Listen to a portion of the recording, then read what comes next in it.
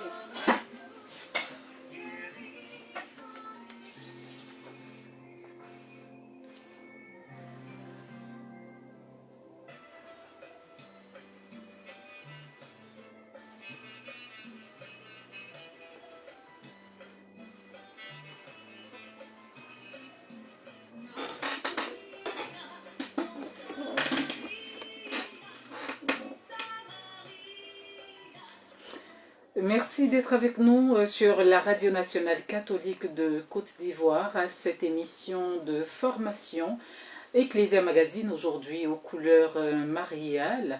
Raymond Collin assure la mise en onde de cette émission. À ce micro, je suis Marina Kwaku Sissi. Dans notre itinéraire vers la Pentecôte, nous avons choisi d'aborder un thème aujourd'hui avec Marie, vivons dans l'attente de l'Esprit Saint. Alors, nous le savons, Marie nous conduira, on va dire pour le mieux, à l'attente de l'Esprit Saint et à mieux le recevoir. Et c'est la raison pour laquelle nous avons choisi d'en parler aujourd'hui. Et il s'agira pour notre invité de nous dire comment, avec Marie, y arriver, comment mener cette attente avec la Vierge Marie. Et à cet effet, nous recevons le Père recteur Eugène Adingra. Et vous le savez, il est un prêtre marianiste, il est le recteur du sanctuaire marial Notre-Dame d'Afrique, Mère de toute grâce, qui reste inchangé comme invité pour tous les vendredis sur la voie de l'Évangile, qui est de mieux pour nous parler de la Vierge Marie. Merci mon Père d'être avec nous, bonjour. Bonjour Marina, bonjour à tous les amis amieux, tous nos super amis, nos grands amis de notre belle émission Ecclesia Mariale. Voilà, c'est encore ce beau vendredi que Dieu nous donne, et jour que nous pouvons parler de notre mère, la Vierge Marie, surtout en ce moment où nous sommes dans l'attente de l'Esprit Saint, la Pentecôte. Alors, quelle joie de voir comment Marie a vécu cette attente et comment elle peut nous aider à recevoir le don de l'Esprit Saint dont elle a même l'expérience. Oui, très bien. Et aujourd'hui, vous n'êtes pas seul pour cette émission. Vous êtes accompagné de Madame Mireille Montbléon, elle est membre de la commission communication, responsable des journées d'exposition-vente de la Fondation du Sanctuaire marial Notre-Dame d'Afrique, Mère de toute grâce, que nous avons plaisir aussi à recevoir. Madame Montbléon, bonjour et bienvenue. Bonjour Marina. Vous allez bien? Je vais très bien. Merci d'être là. Bonjour à nos auditeurs. Oui. À tout à l'heure. Alors, avec Madame Montbléon, il s'agira de parler des journées d'exposition-vente organisées par la Fondation du Sanctuaire marial Notre-Dame d'Afrique, Mère de toute grâce. Et donc, pour son intervention, nous vous permettrons de l'écouter aussi très attentivement, pratiquement à la fin de cette émission, pour qu'elle vous donne plus d'informations sur cette organisation de la Fondation du Sanctuaire marial Notre-Dame d'Afrique, Mère de toute grâce. Pour l'heure, nous allons faire place à l'enseignement du Père Eugène Adingra sur ce thème que nous rappelons. Avec Marie, vivons dans l'attente de l'Esprit Saint.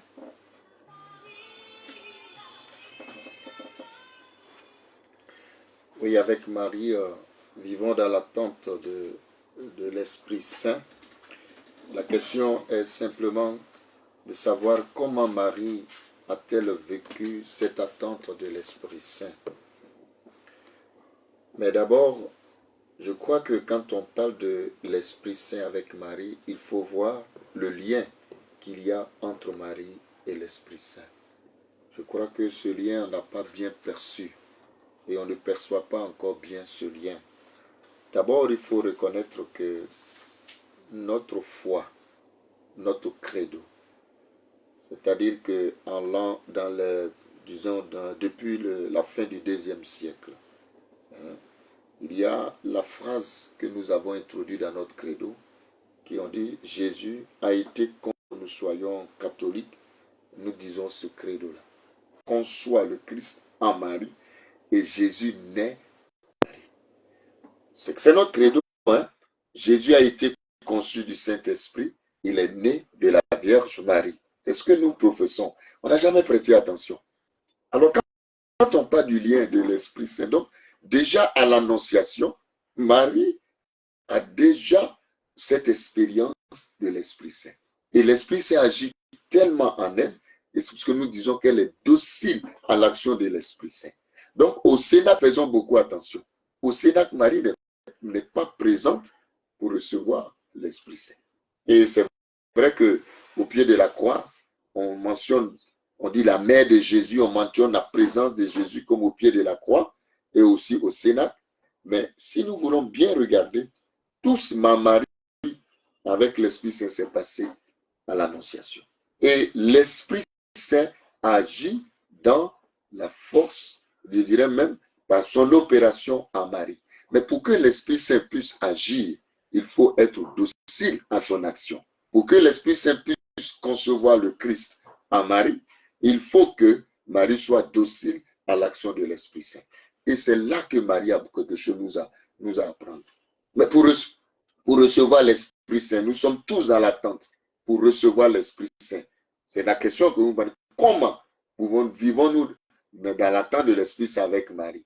Mais la seule chose que Marie nous enseigne, c'est d'être docile à l'action de l'Esprit Saint.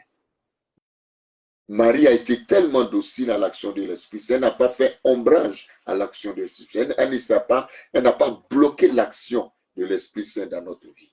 Et le pape Benoît XVI, ce grand pape, que pour moi c'est un saint pape, qui disait que si Marie, à l'Annonciation, elle avait douté ne serait-ce que 1%, l'Esprit Saint n'allait pas pouvoir agir en elle pour concevoir le Christ. Donc, l'attitude, la docilité à l'action de l'Esprit Saint, il y a beaucoup d'éléments qui rentrent en compte. Et je voudrais là, d'abord, donner 3 éléments. J'ai dit qu'il y en a beaucoup qui font ombrage à l'action de l'Esprit Saint.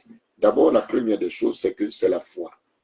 Dieu ne peut pas agir sur un terrain qui doute. C'est-à-dire, si nous avons du doute, l'Esprit Saint ne peut pas agir dans nos vies. C'est pourquoi l'Esprit Saint est beaucoup stérile dans notre vie, parce que nous manquons de foi. Or, la foi, c'est la confiance. La confiance, c'est l'abandon. L'abandon, c'est être capable de se livrer entièrement dans les mains de Dieu. Voilà l'action de l'Esprit Saint. Il agit quand on a la confiance, quand on lui fait confiance, quand on a confiance en Dieu, quand on s'abandonne à Dieu, quand on se livre à lui. Mais quand dans notre vie, il n'y a pas de confiance, on n'arrive pas à s'abandonner, on est encore agrippé à beaucoup de choses, on n'est pas à 100% à Dieu. Et c'est là que Sainte Thérèse de l'Enfant Jésus dit que la confiance fait des miracles. C'est-à-dire que l'Esprit Saint agit dans notre vie et il opère des miracles parce qu'on fait confiance. Et quand il y a le doute, il n'y a pas de confiance. Elle dit, même si nous croyons à 98%, le 1% là ne permet pas à l'Esprit Saint d'agir entièrement dans notre vie. Donc, l'attitude première dans cette attente de l'Esprit Saint, posons-nous la question, est-ce que j'ai une confiance totale en Dieu? Mes situations, la vie que je mène, est-ce que ma vie est un abandon total de Dieu? Est-ce que moi-même, je ne gère pas ma vie? C'est ça l'abandon. L'abandon, c'est de ne plus être capable de gérer sa vie, mais de laisser Dieu agir et faire les choses à moi. Et c'est là qu'on rejoint cette belle phrase, citation de Saint Irénée de la Croix, Saint Irénée de Lyon, qui dit quoi? Le propre de Dieu, c'est de faire, et le propre de l'homme, c'est de se laisser faire. Alors donc, si pour que Dieu agisse, Dieu, nous savons qu'il agit par l'Esprit Saint. Nous savons que l'Esprit Saint, il procède du Père et du Fils. C'est l'agir, le droit, etc. de Dieu. Et donc, Dieu, par son Esprit, ne peut pas agir en nous si nous ne lui laissons pas faire. Donc, la première attitude dans l'attente de l'Esprit Saint, c'est de vérifier sa confiance, sa foi. À l'heure où nous parlons, comment Dieu peut-il agir par son Esprit si nous doutons, si nous n'arrivons pas à faire une confiance totale en Dieu? Donc, ça, c'est la première attitude. Deuxième attitude que Marie a eue, c'est son amour pour Dieu. Et Marie va révéler cela à la visitation. Il a jeté son regard sur son humble servante. Il m'a aimé, il a posé son regard sur moi. Dieu ne peut pas agir si on n'a pas de l'amour pour lui. C'est important. Notre première attitude, c'est de vérifier aujourd'hui l'amour que nous avons pour Dieu. Et ça tombe bien, l'évangile d'aujourd'hui. Pierre, et puis Jésus qui pose 3 fois de suite à Pierre la question, est-ce que tu m'aimes? Pierre, m'aimes-tu? C'est la même question que Dieu pose. Et si nous aimons Dieu, Dieu ne peut pas ne pas agir. Un cœur qui lui appartient, un cœur qui l'aime, un cœur qui aime Dieu par-dessus tout, dont le cœur n'est pas attaché aux choses de ce monde, dont je m'évertue à expliquer tous les jours que notre cœur doit être libre et dégagé des choses de ce monde. Un cœur qui n'appartient pas à Dieu. Comment l'Esprit Saint peut dire Dieu, c'est du 100%. Il aime quand on se donne entièrement à lui. Et quand on l'aime par-dessus tout, c'est pour cela qu'il nous a donné son commandement. Aimer Dieu par-dessus tout et aimer son prochain comme soi-même. Donc ça, c'est la deuxième attitude. Et la troisième attitude, c'est l'humilité. La Vierge Marie reconnaît que, certes, je n'ai aucun mérite. Je dis bien, je n'ai aucun mérite d'être la mère du Fils de Dieu. Ce n'est pas pure grâce. Et le Concile Vatican II va reprendre cela au numéro même 52 dans Lumen Gentium, le chapitre 8 sur la Vierge Marie, au numéro 52, précise que Dieu, dans sa grande sagesse et dans sa grande miséricorde, a bien voulu, n'est-ce pas, que son fils naisse de Marie. C'est lui qui a choisi. Et ce n'est pas par nécessité, et ce n'est pas par obligation, et ce n'est pas parce que Marie mérite.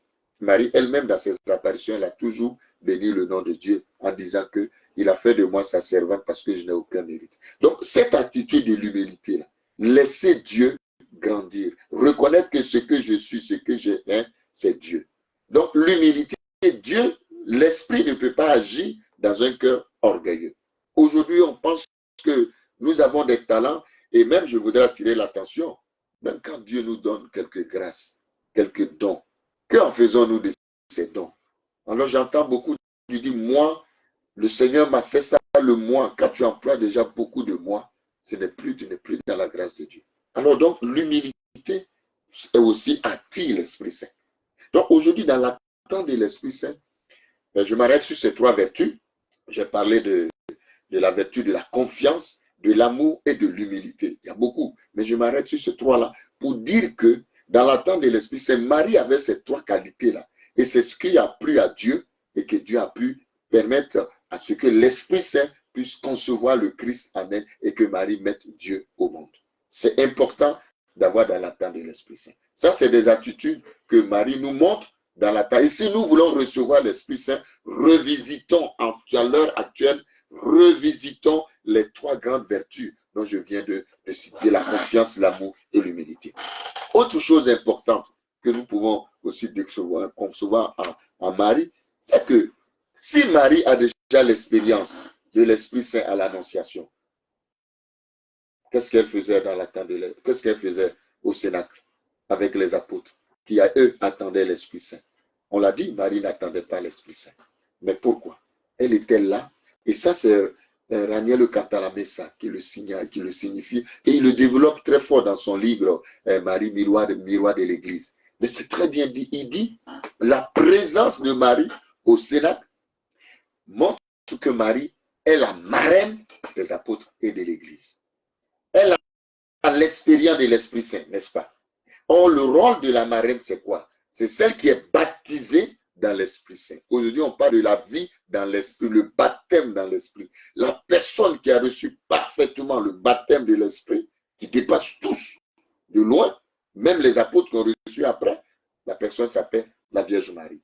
Et à l'Annonciation, parce que tellement l'Esprit Saint a agi en elle et a suscité en elle et a conçu en elle le Fils de Dieu. Et c'est important de savoir que la présence de Marie, la mention de Marie comme mère de Jésus au Cénacle, comme aussi mentionné au pied de la croix, au Cénacle, montre que Marie est là comme mère de Jésus, mais mère de l'Église naissante. Donc, marraine.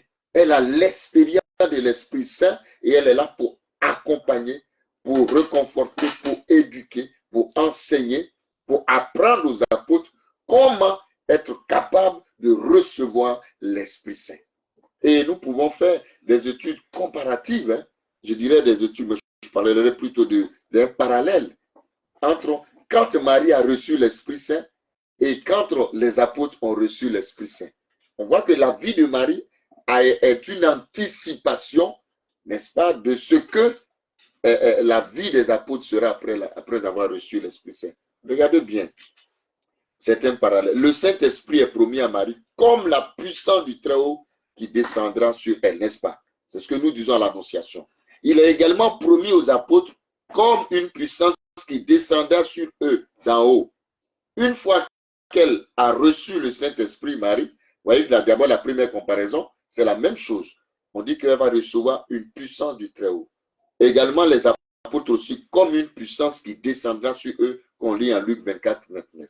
Autre parallèle, c'est qu'une fois que Marie a reçu le Saint-Esprit, elle se met à proclamer dans un langage inspiré les grandes œuvres accomplies en elle par le Seigneur, le Magnificat, n'est-ce pas? Elle part chez Élisabeth et elle va proclamer les merveilles de Dieu. Et regardez les apôtres, de même les apôtres, après avoir reçu le Saint-Esprit, ils se mettent à proclamer les grandes œuvres de Dieu dans différentes langues. Et le Concile Vatican II, dans Lumen Gentium, au numéro 59, va rapprocher ces deux événements et que je cite, voilà ce que dit le Concile Vatican II. Sur les documents de l'Église, il dit ceci que Marie appelait elle aussi de ses prières le don de l'Esprit qui, à l'Annonciation, l'avait déjà elle-même prise sous son ombre. C'est tellement fort de voir un peu ce parallélisme-là. Et on continue. L'Esprit viendra sur toi et la puissance du Très-Haut te prendra sous son ombre. Tous ceux à qui Marie est envoyée, après cette descente du Saint-Esprit, sont à leur tour touchés ou émus par le Saint-Esprit. Élisabeth, quand elle est partie, parce qu'elle était déjà, donc qu'est-ce qui s'est passé? Elle dit, quand j'ai entendu ta salutation, l'enfant a tressailli au-dedans de moi. Quel bonheur ai-je que la mère de mon Seigneur vienne jusqu'à moi. Donc, quand l'Esprit Saint te touche, tu communiques cet amour-là aux autres. Donc, c'est très important de savoir que ceux qui sont baptisés dans le feu de l'Esprit ou qui sont baptisés dans l'Esprit, ceux qui reçoivent l'Esprit, le baptême de l'Esprit, attention, ça se vérifie par leur comportement. D'abord, ce que tu dis, ce que tu fais, ce que tu vis est une contamination positive de la vie des autres. D'abord, Marie va se mettre au service de l'autre. Donc, il y a l'amour, il y a la charité, il y a le service. C'est important de savoir ça. C'est ce qui vérifie la vie d'une personne qui dit, moi j'ai le don de l'Esprit Saint. Une fois, j'ai dit un enseignement aux gens du renouveau. Le tout n'est pas de dire qu'on va faire les 7 cheminements pour recevoir, n'est-ce pas, l'effusion de l'Esprit Saint.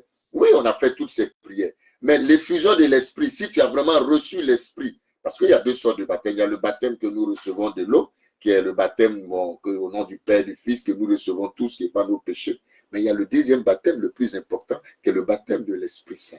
La confirmation et l'Esprit. Mais quand tu es habité par l'Esprit Saint, quand tu es baptisé dans l'Esprit, tu es charitable. Tu ne peux pas faire du mal. Tu es serviable. Tu es humble. En un mot, tu développes toutes les qualités d'une vie chrétienne. Donc la vérification d'une fusion de l'Esprit, d'une vie de l'Esprit, se vérifie par le amour, service, disponibilité, confiance, comme Marie l'a vécu. Et ma vie devient un témoignage pour les autres. Sans ça, le reste, ça sera bien formaliste, ça sera de la formalité de faire toutes ces effusions et puis rien ne change dans ma vie. Aujourd'hui, on a besoin d'être baptisé dans l'Esprit. Et quand on est baptisé dans l'Esprit, nos œuvres nous en témoignent que nous sommes vraiment baptisés dans l'Esprit. Donc, Marie est envoyée. Et c'est là aussi, on voit aussi les apôtres, on peut lire. Quand les apôtres aussi ont reçu l'Esprit Saint, qu'est-ce qu'ils ont fait? Ils ont commencé à annoncer l'Évangile partout. Donc, la conséquence du baptême de l'Esprit, c'est qu'on annonce l'Évangile. Et Marie a déjà vécu ça avant les apôtres. Elle a été baptisée à la visitation. Elle est partie, elle a communié, elle a partagé cet esprit-là à qui? Elle a touché Élisabeth, touché Jean-Baptiste. Elle est restée dans le service, dans la charité, et elle ira plus loin. La vie de Marie, la suite, on voit encore aux noces de Cana. Une vie très attentive, charitable. Et une vie aussi, quand tu es dans l'Esprit Saint, Tu accompagnes le Christ jusqu'à la mort. Tu témoignes même de ton amour pour le Christ jusqu'à la mort. Bref, Marie est celle qui a été baptisée à l'Esprit. Donc, elle nous aide à vivre l'Esprit Saint. Donc, Marie apparaît, comme je l'ai dit, elle a un lien très fort avec l'Esprit Saint. Et elle a été baptisée, la toute première baptisée dans l'Esprit. C'est pour cela que dans l'Église, on dit qu'elle apparaît comme, parce qu'elle apparaît comme l'arche ou le temple du Saint-Esprit, n'est-ce pas? On peut dire, n'est-ce pas? Elle est temple du Saint-Esprit, sanctuaire du Saint-Esprit, tabernacle de Jésus-Christ, de l'Esprit Saint. Tout simplement, tous ces titres-là qu'on donne à Marie, ces noms-là, prouvent que c'est parce qu'en elle, elle a accueilli l'Esprit Saint dans notre vie. Alors, je voudrais terminer, parce que, pour parler un peu de l'homme, je voudrais terminer pour dire que nous qui sommes dans l'attente de l'Esprit Saint, nous venons de concevoir que Marie a vécu, n'est-ce pas, docile à l'action de l'Esprit Saint. Je voudrais te dire, mon frère, ma soeur, toi qui aimes la Vierge, demande à la Vierge Marie de te communiquer son expérience de l'Esprit Saint. Demande-lui d'être docile à l'action de l'Esprit Saint, en t'accordant la grâce de la confiance. Parce que si tu n'as pas confiance, l'Esprit Saint ne peut pas agir. Demande à Marie de te communiquer son esprit d'amour, cet amour qu'elle a eu pour tout le monde, son amour pour Dieu, et de te communiquer son humilité. Parce que quand Dieu donne, il donne gratuitement. Et nous avons tous reçu gratuitement. Personne n'a le droit de s'enorgueillir. Moi-même qui vous parle, c'est vrai, je parle de la Vierge, l'amour que j'ai pour la Vierge, c'est un don. Et je n'ai aucun mérite. Et je ne peux pas dire qu'aujourd'hui je suis enfant de Marie, je l'aime. Cet amour qui grandit de jour en jour à moi pour Marie, je le dis, je le confesse ici. Ce n'est pas pure grâce. On ne va pas à l'école pour ça. Ce n'est pas quelque chose ce n'est pas des diplômes qu'on obtient, mais c'est Dieu qui donne. Et si vous demandez aussi à Marie, Marie, communique-moi ton amour. Je veux t'aimer d'un amour profond et sincère. Elle va te communiquer cet amour. Demande-lui aussi, je veux avoir une intimité avec l'Esprit Saint, pour que l'Esprit Saint agisse dans ma vie, pour que grandisse à moi la charité, grandisse à moi la confiance, grandisse à moi l'humilité. Elle va t'accorder cette grâce. Alors, dans l'attente de l'Esprit Saint, demandons à la Vierge Marie de nous donner le don de l'Esprit. Le magazine de l'Église. Oh Saint-Esprit, je voudrais venir ta sainte présence. Je voudrais te dire merci parce que je sais que tu es là quand tu es là. Viens prendre ton temps. Viens me conduire comme tu l'as fait pour les autres de sécher. Oh Saint-Esprit.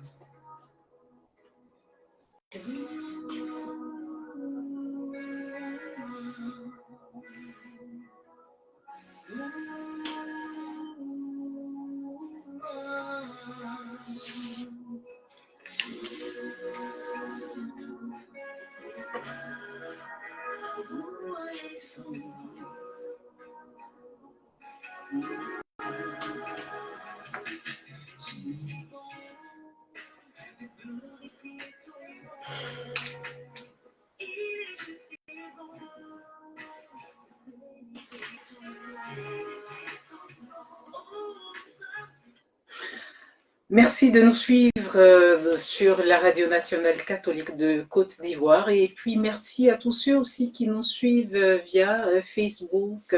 Vous pouvez laisser vos questions au Père Recteur, on va lui communiquer tout cela pour qu'il puisse vous répondre.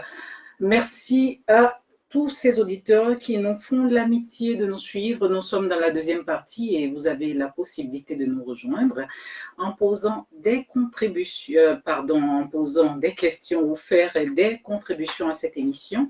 3 numéros de téléphone maintenant, le 07 59 55 54 24 ou le 05 55 03 46 60 ou encore le 01 42 85 87 06. Merci mon Père pour ces informations, pour cet enseignement que vous nous donnez sur ce thème avec Marie. Vivons dans l'attente de l'Esprit Saint. Alors, dites-moi mon Père, le Saint-Esprit existait bien avant l'existence de Marie, n'est-ce pas? Oui, l'Esprit Saint est Dieu. C'est la troisième personne de la Trinité. Il procède du Père et du Fils. Et même ça se lit dans le livre de la Genèse, avant même la création, l'Esprit planaire, etc., même sur les eaux, etc. Donc, il est Dieu. Oui. Il existe avant la création. D'accord. Alors, pourquoi une autre descente de l'Esprit Saint? Est-ce que, je veux dire, cette descente de l'Esprit Saint à la Pentecôte vient comme une effusion spéciale puisqu'il existait bien avant. Oui, c'est comme tu me demandais pourquoi Jésus s'est incarné, Jésus qui s'existait. Oui. Alors l'Esprit Saint, Jésus l'a dit, c'est la force de Dieu, Oui. c'est l'amour, c'est la miséricorde, c'est l'agir de Dieu. Mm. Jésus a fini sa mission sur la terre, bien sûr. Il est monté, il a promis l'Esprit Saint aux apôtres qui va continuer l'œuvre, qui va leur rappeler tout ce que et c'est l'Esprit qui va agir. Mais justement, puisqu'il était déjà là, pourquoi venir encore dans le monde? Non, dans la vie des hommes. Mais il agissait dans la vie des hommes auparavant. Et on a des passages qui en parlent, comme dans Genèse au chapitre 3, l'Esprit de Dieu a travaillé sur le cœur des gens à l'époque de Noé. Joseph avait l'Esprit de Dieu en Genèse 41, verset 38. En fait, on veut mieux comprendre, puisqu'il agissait dans la vie des gens déjà. Oui, mais dans la vie des apôtres, il a commencé à agir quand ils ont reçu l'Esprit Saint. Et moi aussi baptisé, je reçois l'Esprit Saint au baptême. Oui. Mais le jour de ma confirmation, je reçois la plénitude de l'Esprit Saint. Très bien. Et qui me communique ses dons pour agir. Oui. Donc l'Esprit est. C'est comme si tu me dis Dieu est. Mais si je ne l'invite pas dans ma vie, comment il peut agir? L'Esprit existe, il vit parmi nous. Mais comment peut-il agir? C'est l'accueil de l'Esprit Saint dans notre vie qui va maintenant nous pousser à poser des actes qu'il s'agit. Les apôtres étaient avec le Christ. Et là même, qu'est-ce que Jésus même a fait ici? Jésus lui-même sur la terre, il a exulté de joie dans l'Esprit, on nous précise. Pour dire que l'Esprit Saint agit, mais la question maintenant de l'accueil de l'Esprit Saint, c'est de ça. Qu'est-ce qui marque la différence? La différence. Allô, bonjour. Jean, bienvenue. Nous vous écoutons. Bonjour, Jean de Dieu.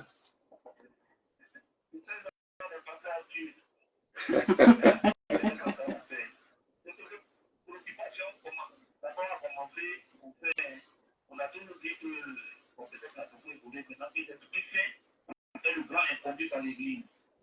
Et bien souvent, on ne l'écrit pas. Voilà. On voit le Christ, on voit le Père. Voilà. Ça. Mais je voulais aussi rebondir sur la question là, pour essayer de la prolonger. La question que tu posée. Moi, je me demandais comment est-ce qu'on peut parler de l'attente de l'Esprit, alors qu'on sait que déjà l'Esprit se manifeste dans ce monde à travers les œuvres. Et je me disais que peut-être pour quelqu'un qui doit se confirmer, et puis qui doit être dans l'attente de l'Esprit. Bon. Je pense que vous avez donné déjà des pistes de solutions. Et puis, la question même du baptême dans l'Esprit, ça me fatigue un peu. C'est ça. Parce qu'on sait le baptême de Jean-Baptiste, on connaît le baptême du Christ et on connaît la confirmation. Mais parler du baptême dans l'Esprit, ça fatigue un peu. Et je voulais terminer par une observation.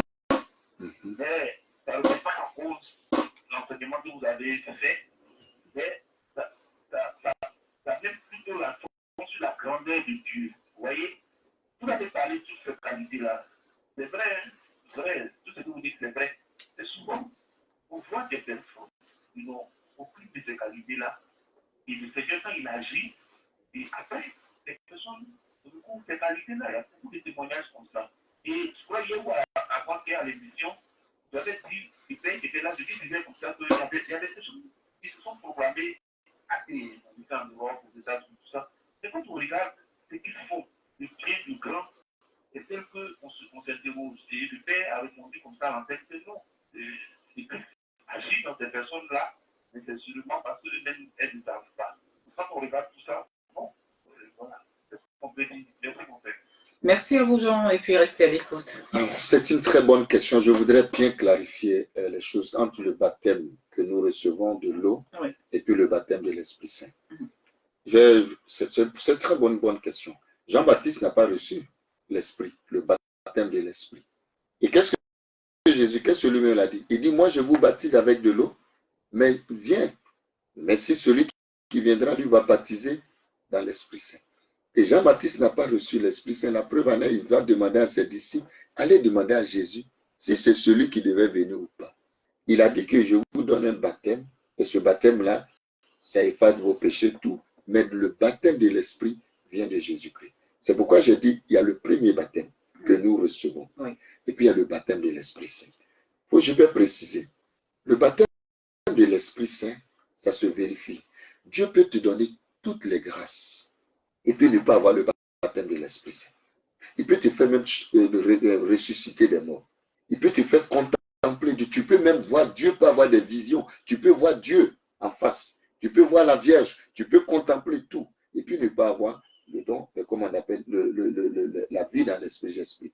La vie dans l'esprit, c'est-à-dire que tu peux avoir toutes ces grâces, mais si ta vie elle-même que tu mènes tous les jours, parce qu'il y a des personnes qui ont toutes ces grâces, mais qu'on connaît, qui ne mènent pas une bonne vie, qui doutent, qui hésitent, qui encore qui hésitent encore, qui ont des questionnements, qui ne sont pas charitables, seulement Dieu te donne ces grâces-là. Ce n'est pas forcément pour toi, hein, mais pour le peuple de Dieu. Mais toi-même, le baptême dans l'esprit, ça se vérifie par les actes de charité, de l'amour et surtout la confiance que tu as totalement. Je prends l'exemple concret. Les apôtres vivaient avec Jésus, non?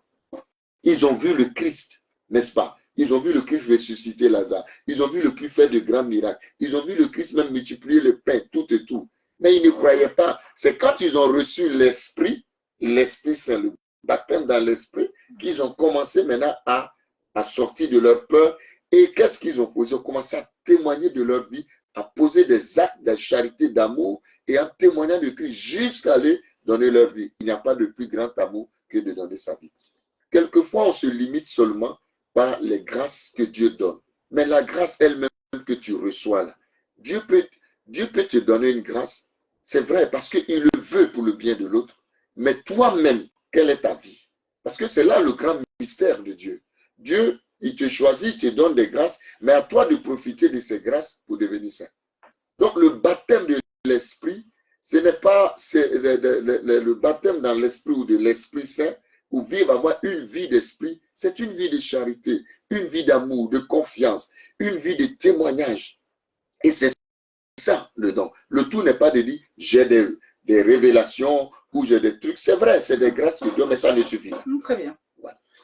Vous pouvez nous joindre au 07 59 55 54 24 ou le 05 55 03 46 60 ou encore le 01 42 85 87 06. Allô, bonjour. Allô. Oui, bonjour, Madame Marina Kwaku. Oui, Monsieur Tapé, comment allez-vous? Ça va bien, merci beaucoup. Vous êtes le bienvenu.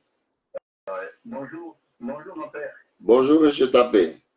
Merci pour l'enseignement. En tout cas, moi, je constate toujours une cohérence dans vos enseignements et les thèmes sont liés.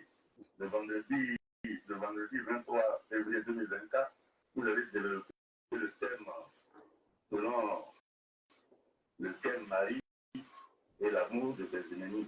Voilà, vous avez développé ce thème-là, qui est Marie et l'amour de ses ennemis. Et ce jour-là, vous avez donné une phrase, vous avez dit que l'Esprit Saint. Allô? Oui, nous vous écoutons. Hein? Ok.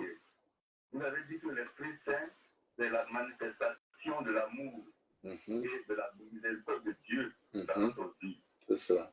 Alors aujourd'hui, le thème dont vous parlez là, je vois qu'il y a une cohérence parce que c'est normal que nous vivions dans la sens de l'Esprit Saint avec Marie, qui est celle-là même qui a été la première à bénéficier de l'amour et de la miséricorde de Dieu. Donc ça, c'est la première chose que je voulais dire. Maintenant, ma question est la suivante. On parle des symboles de l'Esprit Saint. Par exemple, au baptême de Jésus, c'est l'Esprit Saint qui est descendu sur lui sous la forme d'une colombe. C'est cela. À la Pentecôte, c'est les lampes de feu. Ils sont descendus sur les apôtres. Alors je voulais savoir, mon père, quel est le symbole de l'Esprit Saint qui a conçu Jésus dans le sein de la Vierge Marie à l'Annonciation? Merci beaucoup et que Dieu nous bénisse. Merci, M. Tapé, et puis restez à l'écoute. Mon père. L'Esprit Saint, c'est les deux symboles qu'on a, non? La colombe et le feu de l'Esprit Saint. Bon, dans le texte, ce n'est pas manqué et ce n'est pas marqué que l'Esprit Saint est descendu sous une forme de la colombe ou bien du feu dans le sein de la Vierge. Ce qu'on sait, c'est que quand Marie a dit oui, l'Esprit Saint a agi en elle. Maintenant, elle n'a pas agi sous l'angle parce que l'Esprit Saint n'est pas descendu sur Marie comme de la même façon que comme Jésus ou comme les apôtres. c'est comme moi aussi, l'Esprit Saint qui agit en moi. Il n'agit pas de la même façon que, enfin, il ne se manifeste pas de la même façon. Il est vent, on ne le voit pas, on ne sait pas d'où vient, c'est ce que nous dit les textes. Donc, il agit. Donc, en Marie, il vient les textes qui dit que, bon, il est descendu sous la forme de colombe et puis il est rentré dans le sein de la Vierge. Bon, le texte ne nous dit pas ça parce que, bon, personne n'a vu. Mais l'Esprit s'est agi en elle, voilà, parce qu'il est souffle de Dieu. Voilà. Donc, c'est la manifestation des apôtres, il s'est manifesté sous l'angle de feu. Jésus, c'est sur comme une colombe. Voilà, c'est les deux symboles d'ailleurs que nous avons, n'est-ce pas? Voilà. Et puis on dit l'Esprit Saint se couvre de l'ombre aussi de la Vierge Marie. Voilà, on dit couvre son nom, mais c'est couvert comment? C'est couvert comment sous l'ombre de la Vierge Marie? Bon, le texte ne me dit pas. C'est comme aussi dans l'Ancien Testament, quand on voyait aussi l'Arche d'Alliance, on dit voilà, on voyait que l'ombre de Dieu couvrait l'Arche d'Alliance. Bon, ça aussi c'est des symboles, bon, parce que l'ombre, voilà. Donc rien n'est dit que c'est langue de feu, mais on dit couvrir Marie, sous l'ombre de l'Esprit Saint. Très bien. Alors, toujours pour mieux appréhender le thème de ce jour, on parle aujourd'hui d'attente de l'Esprit Saint avec la Vierge Marie. Alors, est-ce que dans cette attente, c'est seulement ces valeurs que vous nous avez présentées, comme la confiance, l'abandon, l'amour pour Dieu et l'humilité, dans cette dynamique que nous devons marcher, ou bien il y a tout un itinéraire que nous devons employer avant ce dimanche de la Pentecôte, par exemple le chapelet, la messe par exemple, faire des oraisons. Qu'est-ce qu'il faut faire de manière concrète? Oui, je l'ai dit en tant que la liste elle est tellement longue, oui. Tout ce que tu viens de dire fait partie.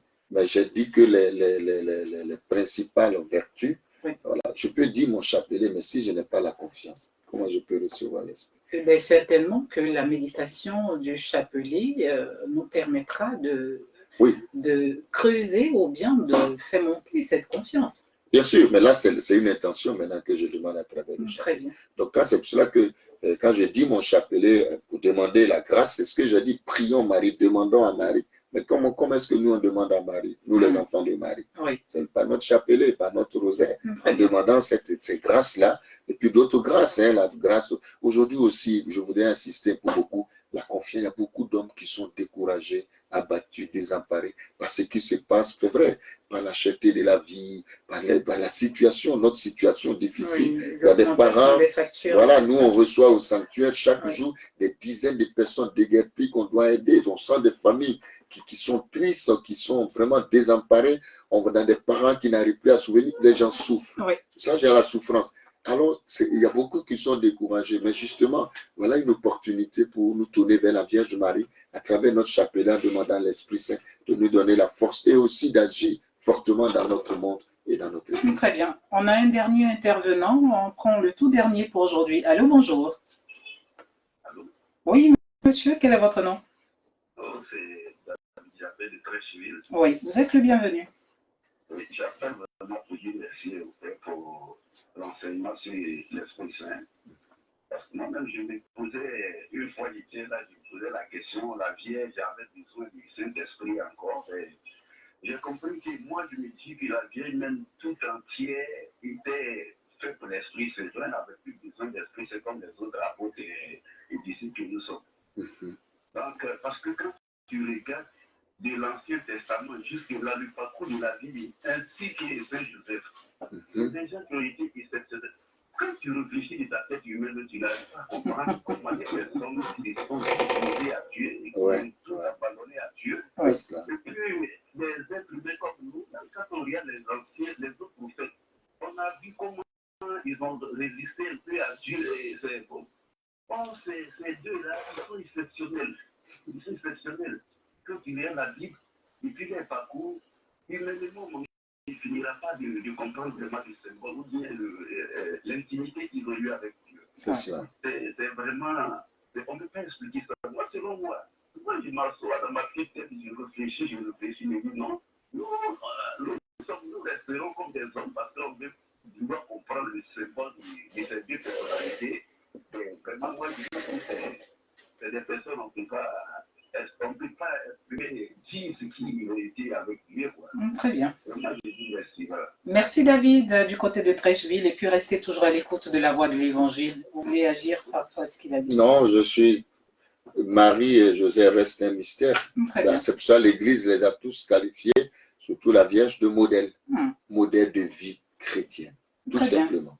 Alors, question Facebook rapidement, une question, celle de la chantre Maria Kahn qui demande: que pensez-vous des personnes qui affirment que le Saint-Esprit me dit et qui me donne des messages? Bon, je réponds tout de suite par un discernement.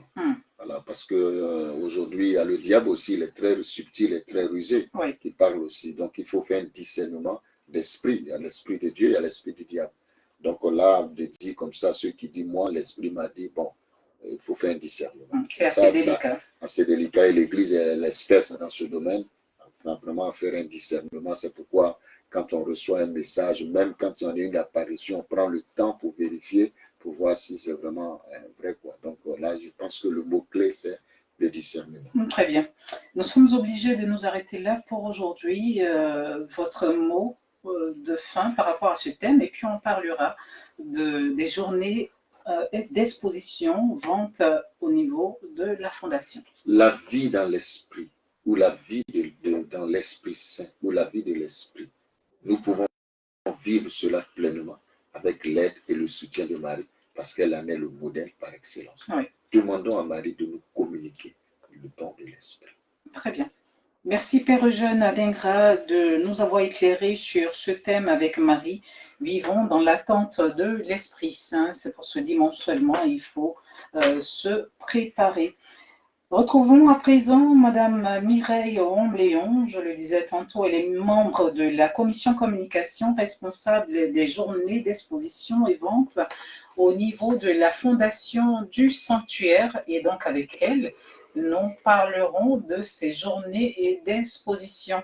Alors, Madame Ombléon, il est déjà bon de parler un tout petit peu de la Fondation. Quel est son rôle exactement? D'accord. Merci Marina. Effectivement, la Fondation Notre-Dame d'Afrique, Mère de toute grâce, a pour vocation de soutenir la mission du Sanctuaire Maria National, visant à poser des actes de consolation au profit de personnes selon des valeurs de l'Église, de l'Évangile et de la doctrine sociale même de l'Église catholique. Ouais. Et en considération de l'ensemble de leurs besoins spirituels, de leurs besoins physiques, psychologiques et matériels. Nous avons aussi la vocation de vivre l'action concrète visant la restauration de la dignité humaine.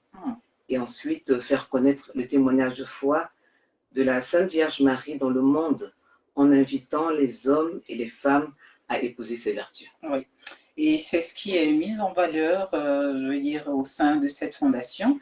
Et avec vous, on parlera de ces journées d'exposition-vente qui vont se tenir à quelle date déjà? Les journées d'exposition-vente JEV vont se tenir du vendredi 24 mai au dimanche 26 mai. Donc sur 3 jours. Vendredi 24 mai, samedi 25 mai et dimanche 26 mai. Alors pourquoi l'organisation de journées d'exposition et vente? Le rôle aussi de la Fondation, comme on vient de dire, la Fondation a pour objectif principal aussi de soutenir les communautés de l'intérieur du pays, pour qu'elles soient dans de meilleures conditions de prière. Et nous sommes engagés pour cette nouvelle année 2024 de pouvoir soutenir une de nos paroisses qui nous a sollicité. Très bien. La paroisse Saint-André de Bédiala dans le diocèse de Daloa. Voilà. Et cette paroisse nous a sollicité pour que nous puissions l'aider dans le financement de l'achèvement de son presbytère, de l'église même, et la construction d'une grotte. Très bien. Voilà, parce que nous savons qu'à l'intérieur du pays, il y a certaines communautés, certaines paroisses encore qui ne sont pas dans des conditions de prière, et difficile. Elles ont vraiment besoin de notre soutien. Et c'est dans ce cadre-là que ces journées d'exposition-vente sont organisées. D'accord. Alors, qui part de journées exposition-vente, cela voudrait dire qu'il y aura des articles qui vont permettre à tout un chacun de prendre un article, bien sûr avec une participation, ou bien je dirais, il paierait un coût. par rapport à ces articles qui vont vous permettre de soutenir cette action que vous venez de numérer. Effectivement, Marina. Nous serons il y aura que des éléments seront mis en vente, notamment des objets de piété, oui, des objets liturgiques et divers autres objets. Et comme tu le dis, effectivement, c'est de soutenir cette paroisse.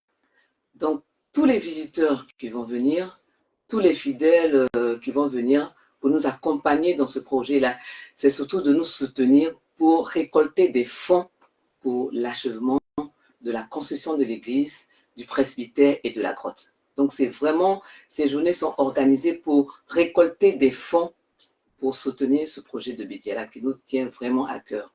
Et bien évidemment, avec la Vierge Marie, c'est aussi la vertu de la charité, de la solidarité que nous mettons en exergue. Donc, nous invitons vraiment tous les frères et sœurs à venir nous soutenir, à porter ce projet jusqu'à ce que nous ayons la réalisation effective de ce projet-là. Très bien. En parlant de ce projet de Bédiala, alors on a encore en mémoire ce projet de Worofla qui nous a tous émerveillés aujourd'hui. Ce projet au niveau de Worofla est achevé depuis plusieurs mois déjà. Et pour dire que les choses avancent au fur et à mesure avec la contribution des uns et des autres. Et il y a un numéro forcément pour vous joindre pour des personnes qui n'effectueront pas forcément le déplacement pour l'achat des objets, des articles qui seront vendus, mais qui voudraient faire aussi un geste. On va donner un numéro pour joindre la fondation. D'accord.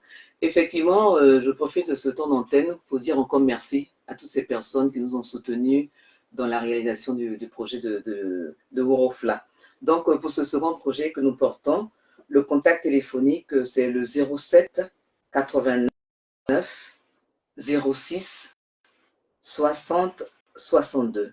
Je le répète, 07 89 06 60 62.